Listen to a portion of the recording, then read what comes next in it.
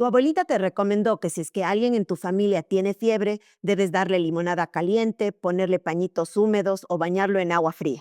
Quédate en este video y hoy te vamos a resolver todas las dudas que tengas con respecto a fiebre en cualquiera de los miembros de tu familia.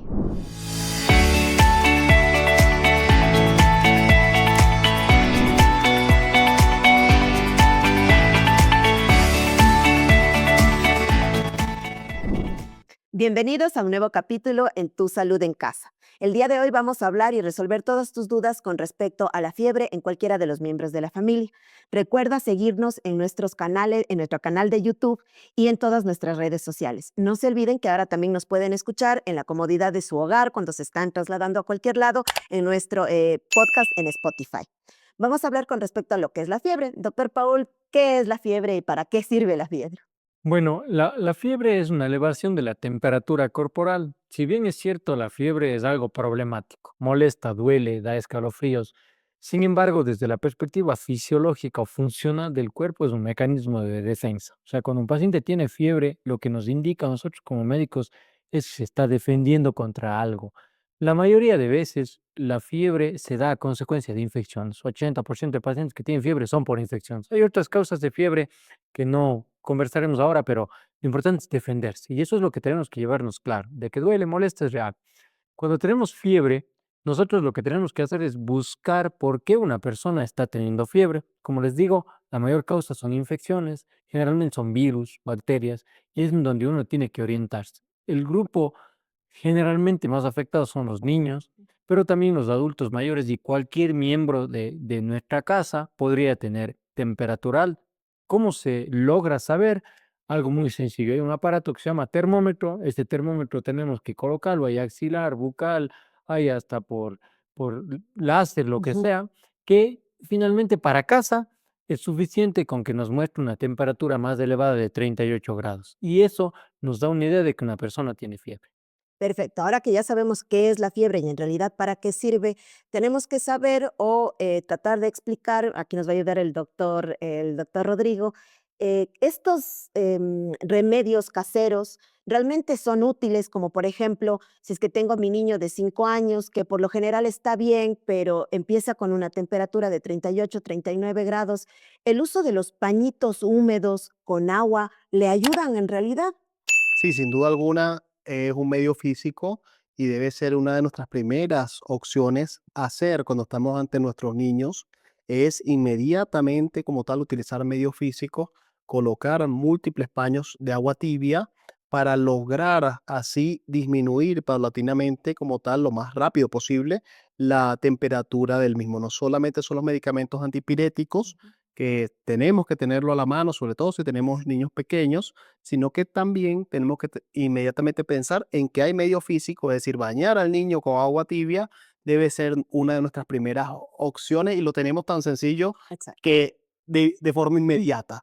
Recuérdense que el tema como tal de la temperatura en niños, y eso nos lo va a aclarar un poco más usted, siempre es delicada, realmente una fiebre Preocupa más, ¿no? preocupa más, somos los que somos padres lo entendemos, siempre pensamos qué va a pasar si le sube mucho la temperatura, y ahí yo le pregunto, doctora, usted que es una excelente pediatra, ¿qué pasa si un niño se le sube mucho la temperatura, el antipirético no le hace efecto? El padre cree que no lo debe bañar porque es perjudicial. Muchos creen eso, ¿no? Ujú, No lo debo, ¿cómo lo voy a meter en agua si está caliente? ujú. ¿Ok? ¿Qué nos puede orientar usted? ¿Es igual un aumento de temperatura significativa en un niño que en un adolescente o en un adulto? ¿Qué nos puede orientar? Bueno, aquí algo que es muy frecuente que les preocupa a los papás es que tengan fiebre alta, es decir, que tenga una temperatura de 40, 42 y piensan que eso es más grave, pero en realidad no es así. El número que va a dar en el termómetro va a depender de varios factores, tanto de la respuesta de cada paciente o incluso el método que se ocupa para medir la temperatura, como ya explicó el doctor Paul. De tal forma, para que nos entiendan un poco mejor, por ejemplo, un niño con una gripe, con una influenza, puede llegar a una temperatura de 40 grados y no por eso es más grave que, digamos, un niño con una infección cerebral, una meningitis, puede tener una simple fiebre de 38 grados. Entonces, en realidad, el grado de gravedad no está indicado por el número que sale en el termómetro. Ahora, en esta parte, nuevamente coincidimos con el doctor Paul, lo más importante es que ustedes acudan al centro de urgencias o a su médico pediatra de cabecera para evaluar por qué tiene fiebre mi niño. Siempre nos vamos a ayudar con los otros síntomas acompañantes que tenga. Si mi niño está con tos, está con moquitos o está con diarrea o en realidad solo tiene fiebre. Aquí lo ideal es buscar cuál es la causa para poder darle el tratamiento y manejarlo de manera adecuada. Pero en lo que pueden buscar ayuda y llegar al centro médico o al hospital, una idea muy buena, que es un método que sí sirve, es el uso de los medios físicos, ya sea los pañitos de agua tibia o bañarlo en agua tibia. Lo que sí no está indicado es bañarlos en agua fría, que antes era muy frecuente. Entonces, esto sí es una recomendación que debe hacerse. Dentro de lo posible, siempre les indicamos a los papás que eviten el automedicar a los niños. Yo sé que la mayoría tienen por ahí anotado la receta del pediatra de la última vez que les dio la dosis de paracetamol cuando estuvo con fiebre o de ibuprofeno, que es lo que más se ocupa, pero no es lo recomendado ocuparlo, sobre todo porque pues no sabemos hace cuánto tiempo fue, cómo cambió el peso del niño y puede ser que en realidad si es que no le baja la fiebre el medicamento, no es porque no le sirve el medicamento, sino porque el niño ya tiene un peso diferente y requiere una dosis más alta. Entonces, estas serían las recomendaciones. Ahora, doctor Paul, igual luego en los pacientes, en los adultos mayores, en los pacientes ya viejitos, nuestros abuelitos, también se vuelven ya un grupo mucho más vulnerable que a veces ya ni nos avisan si es que les duele algo o sus mecanismos de respuesta como la tos o esto se va disminuyendo, pero de repente lo vemos un poco decaído y alguien le toma la temperatura y está con fiebre. ¿Qué riesgos tenemos en estos pacientes y qué nos aconseja? Es interesante, ya que el grupo de adultos mayores tiene un comportamiento completamente atípico, que decimos atípico significa raro, extraño, no común a lo que estamos viendo normalmente. Incluso más allá de ello, la fiebre suele ser ya un poco más extraña en el adulto mayor. Se habla de la inmunosenescencia, que es un hecho de que ya las defensas de las personas adultas mayores disminuyen, ya no son tan reactivas como en el caso de una persona más joven. Como les había dicho, el cuerpo se defiende ante una infección, pero en esta inmunosenescencia ya no se secretan la misma cantidad de sustancias y por ende el adulto mayor más bien no suele tanto presentarse con fiebre, más bien suele presentarse, por ejemplo, con alteración de la conciencia, se queda medio dormido o empieza a estar un poco lo que los pacientes o los familiares suelen decir, está delirando, doctor, o sea, está como que alucinando, se puso irritable, se sacó la ropa. Y obviamente, si hay fiebre, es lo mismo que en cualquier otra persona, hay que buscar las infecciones más comunes, como por ejemplo neumonía, infección de vías urinarias, pero los síntomas acompañantes van a ayudar mucho a orientarnos. Sin embargo, el adulto mayor es un mundo bastante diferente porque a veces no tiene tos, no tiene flema, no tiene molestia urinaria, solo viene dormido y con un poco de fiebre. Entonces ahí hay que hacer un abordaje un poco más complejo, multidisciplinario muchas veces, que es lo que tenemos que hacer. Y ahí yo quería hacer una pregunta también a ustedes como habíamos conversado, ¿no? Esto se ve desde la medicina general hasta las ultras de especialidades. Todo paciente de fiebre y todos nos hemos enfrentado a la fiebre. Pero es algo común que podríamos analizarlo.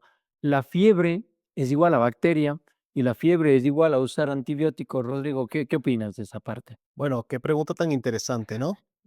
Porque yo creo que independientemente de la especialidad que tengamos, es para nosotros frecuente desde nuestros familiares hasta nuestros amigos y pacientes decirnos, doctor, ya tiene 3 días de fiebre, voy a iniciar el antibiótico. Es algo común y algo que realmente yo sé que es la desesperación del núcleo familiar por ver a su familiar que está presentando estas fiebres de forma continua y que a pesar que le da su antipirético y o sea, le da tratamiento para bajar la temperatura y que lo llevó al médico, todavía no llega a mejorar y sigue presentando estos cuadros.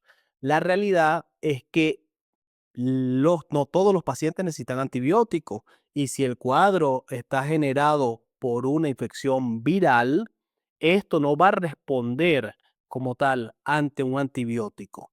De hecho, el paciente lo que va a hacer como tal después es resistencia a los antibióticos si ha sido expuesto en múltiples oportunidades sin tener un agente bacteriano al cual combatir. Entonces, ante esta circunstancia, la respuesta es que, mira, muchos procesos virales duran varios días, de 5 días, 7 días, y hay que esperar y hay que hacer las pruebas pertinentes y hay que confiar en su médico de cabecera que le está buscando cuál es la etiología de esta fiebre para tratarla y a partir de ahí determinar si es cuál es el tratamiento más oportuno, idóneo para estos pacientes. Entonces, la realidad es que el mensaje para nuestros oyentes es que deben ir a su médico tratante, si así lo consideran, si ya ha tenido más de 2 días de fiebre, para que él haga las pruebas pertinentes y llegue hasta la causa de lo que está generando los síntomas.